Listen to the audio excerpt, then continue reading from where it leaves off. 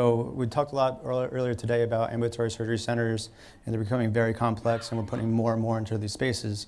So how do you deal, and maybe Joe, if you want to take this, how do you deal with these types of projects? They're very tricky, intricate projects. You're dealing with spaces that may not be suitable for healthcare, and you need to change them into that.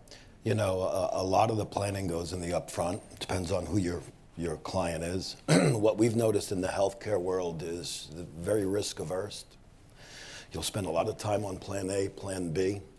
It's not about saving 5% and risking 10%.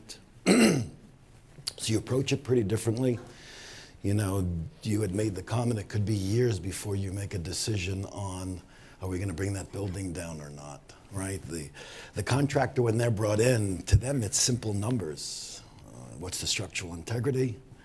Where are the MEPs going to go?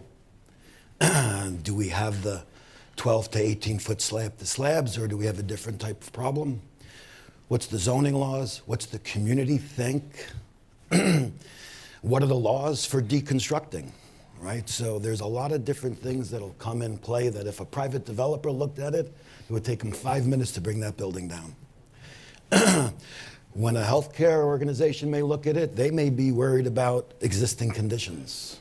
I think it's going to cost this much. I have a stip sum contract that's not that big of a project. And next thing you know, look what we found 3 months into the project. That could be the worst thing for a whole level of managers. Absolutely. In that world. So these questions that to a contractor could be very simple, and in our own world we'll collaborate and say, why is there so much trouble? Until you sit in their chair, it does get